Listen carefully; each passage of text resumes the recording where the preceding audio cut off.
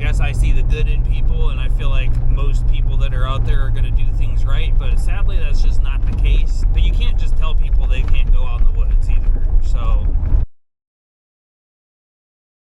there's been some debate going around on the internet about whether certain mapping softwares such as onX, Offroad, Gaia, whatever, whether it's a good thing or a bad thing overall for the sport. And there was a post about a month ago that Harry Situations made that was kind of talking about this, and I want to take you guys back about a month ago, around the time that post was made. I was on my way home from the Midwest Offroad and Overland Expo, and we decided to use onX to find some Forest Service trails and just go out in the woods, just because why not, right? And out on that trail, I kind of go into my thoughts on that whole debate. I left a comment in his comment section about it. There's a lot of answers in there, going from we need to bring back gatekeeping to no, these maps are great, it's the only way I can find where to go. And I don't know, I can see both sides of this story, but let's go to the woods.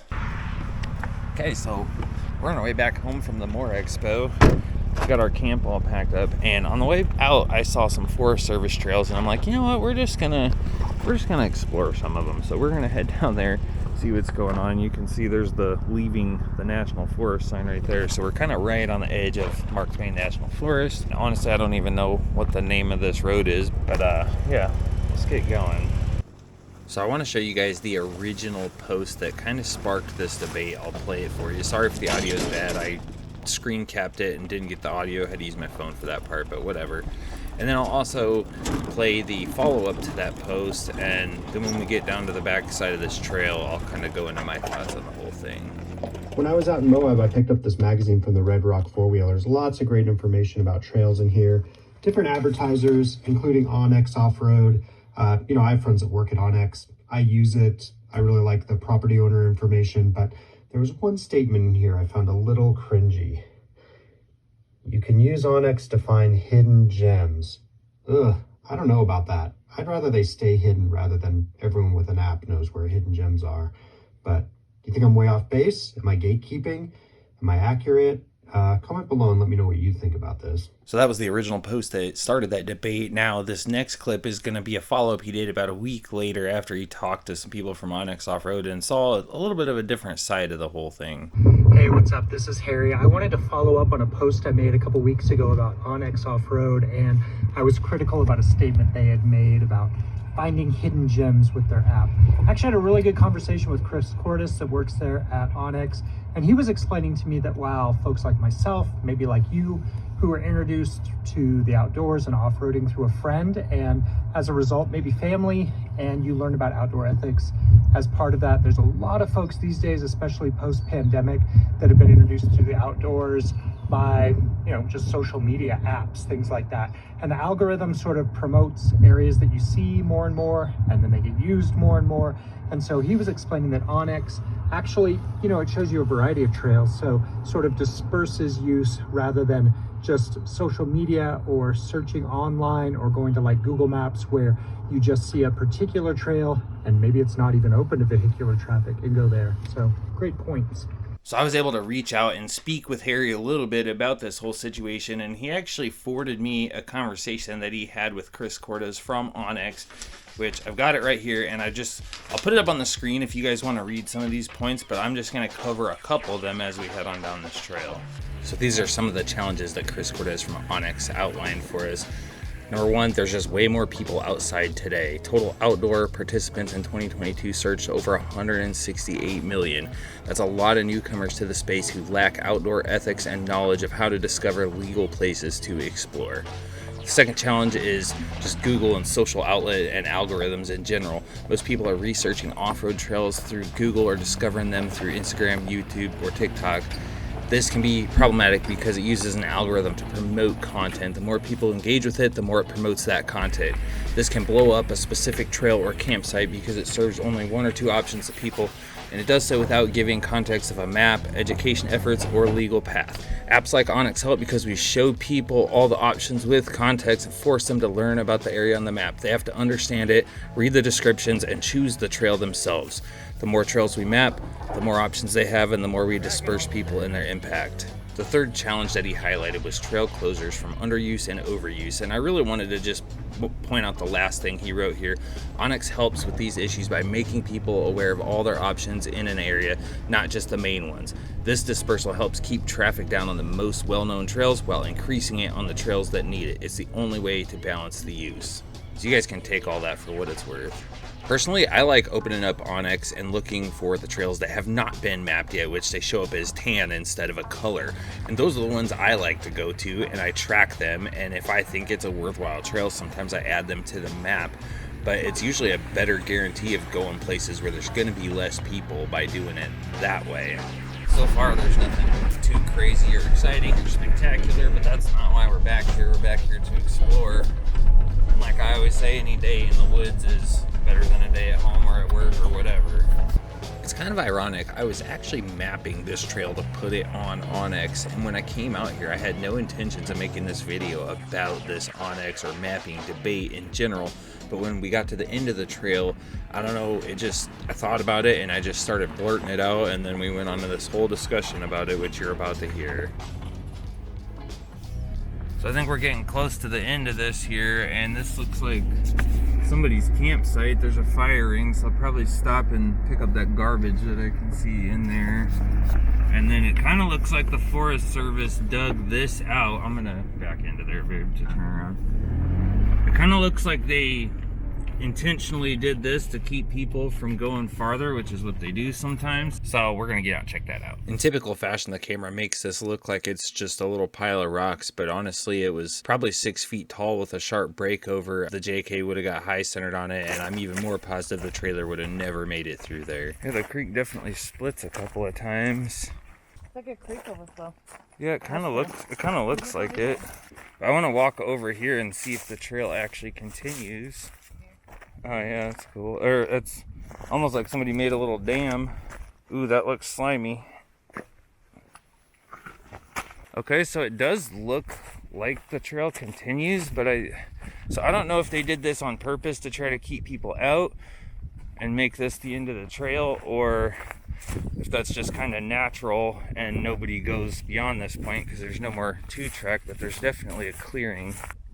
Gotta love how you get beyond where the trail looks like it ends and there's still people's trash everywhere. I suppose this could have came, if this creek flooded, this could have just been flood debris, circles around, and that's it. So I'm pretty sure this is the end of the trail. Well, actually, no, it kind of keeps going here. Just nobody's been back here in forever. And they clearly put those rocks there. And then we've got deadfall down here. So I do believe this is going to be the end of our road, because I'm not trying to get the trailer through all that anyway. But it does continue on. I do have my chainsaw, so I could clear this, but I really truly think that they don't want people going back in here any farther. I think they built those ruts through that creek for a reason, and so I'm going to respect that reason, because I could unhook the trailer at that campsite and keep going, but we're not going to. And that kind of brings up a topic, a little debate that I saw online recently. A guy named Harry Situations that I follow on Instagram, and he was kind of talking about how stuff like Onyx Offroad is like giving away all the hidden gems, because they had an advertisement saying something about come discover the hidden gems of Moab. And it's like, he's saying that it's causing too many people to find the good stuff, and then they're overusing it, trashing it, leaving trash behind, and ultimately getting trails closed. But I think it's a double-edged sword, because like people like us that live in the Midwest, we don't have anything. I have to drive basically 6 hours in any direction to find anything like this. So for someone like me, I can open Onyx and I can at least see where there's like a semblance of some sort of trails that I can run, and it allows me to know even where to head. You know, when you live out west, you can just leave a town and turn left on the first dirt road you see, and you basically got the same thing, and you can just explore to your heart's content. So I guess it kind of differs, and it depends on where you live and what your environment's like. So I personally love Onyx because it allows me just to get out here and find this stuff, because it just doesn't exist where I live. But I do see Harry's point in that whole thing, because there are a lot of irresponsible people out there, and people that leave trash, and people that go off trail, people that cut down trees they're not supposed to in protected areas, and people that just do all the bad things. So it's like, you can't weed everybody out. And so then in the comments of this debate, everybody's like, I guess we need to bring back gatekeeping, you know? It's like, you don't really want to gatekeep to keep people out of the hobby altogether.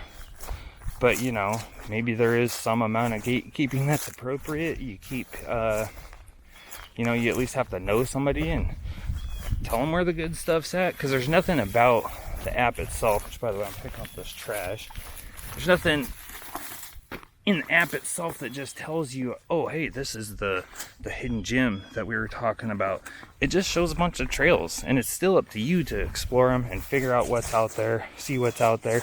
Yeah, some people post pictures on the trail reports and stuff, and you can go, there's any number of online sources before Onyx came out, or Gaia, or any of these other mapping services that would give you all the same information, and it's still on said person to go on the internet and do the research and find it themselves. So it's really I guess it just depends on what your opinion is on it. I always think that it's always on the people themselves to be good stewards in the trail and in nature and do the right thing. You can't weed out all the bad apples. There's bad apples everywhere in every hobby and every sport and everything, and that's no reason to just limit access for everybody, especially the people doing the right thing. I don't know, leave it down in the comments. Tell me what you think about it. What's your opinion on stuff? Now, I'm not sponsored by Onyx Offroad or anything. I am a trail guide, which means I can map and add trails to the network. That's why I have this hoodie. But, you know, I'm not like one of their sponsored people or anything. I'm not paid to give my opinion or say anything about anything. It's just how I personally feel about it. As someone who is an enthusiast for a sport that doesn't exist in their area and they have to travel really far to go do it, to me, apps like this are pretty crucial.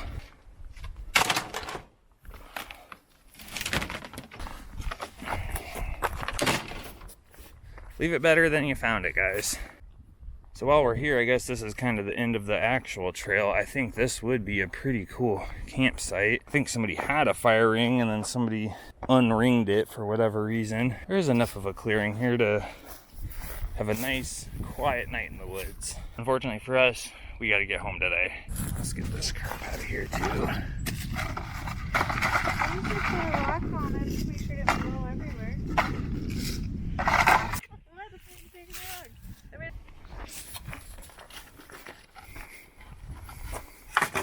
definitely starting to wish that I came here like a day earlier. The problem is we're already like over an hour away from the Moore Expo where we were staying, so that would have been a long drive to get back there. But I really wish I could camp here, so I'm definitely going to mark this spot down sometime.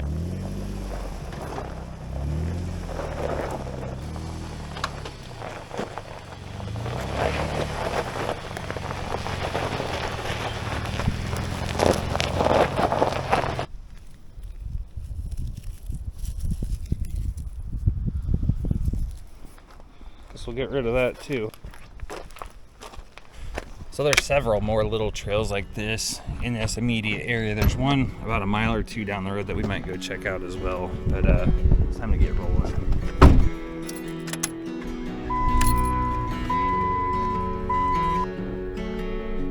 So this was the first weekend that I owned this trailer, and to date, really, this is the only time I've had it out on any trails. I had been on one a couple days prior to this, and it's definitely a different experience dragging something behind you, the smallest little rut that you wouldn't even think about normally. You have to kind of slow down and pay more attention with a trailer behind you.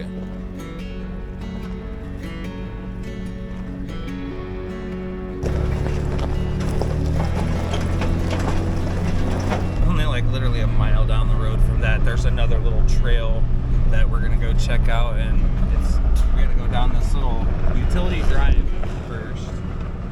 Okay, so we're at the next one. I find it interesting that the Forest Service doesn't put any markers out here to tell you, because this has a number. It's like 1673, but there's no markers. There's no nothing. It's just a little little 2-track, and we're gonna see what it brings us. There were dozens of little trails like this in the area, and I really wish we had more time to explore more of them and maybe make a route linking some of them together, but it was just, we had already left to head home. We were an hour up the road when I pulled off to check these ones out, so this was just kind of a little midday break from the drive, and we had to get home. Seems like all the underbrush is dead over on this side, so I don't know if that means there was a fire here recently, because it's a little more green. I saw blue marks on some of the trees, so they might be getting ready to cut some of this out of here.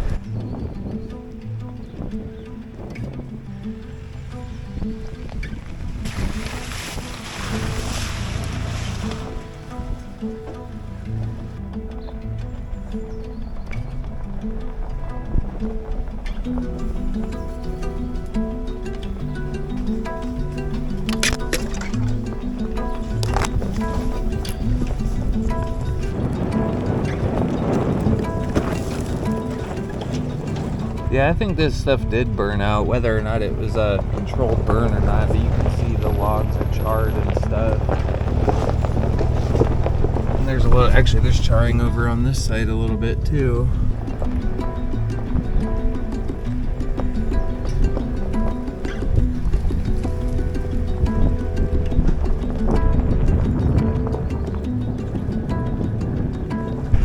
We're almost at the end already, but it looks like we get a bit of a view out here. Yep, this is the end.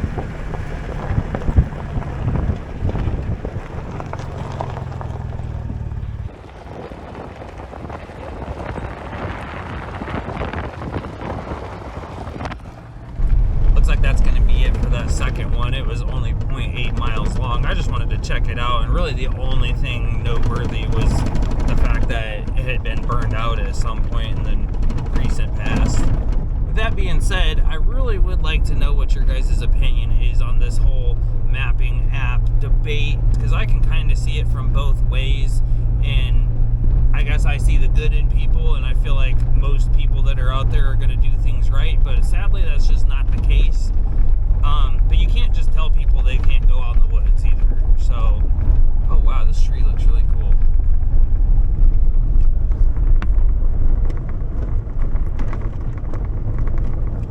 So anyway,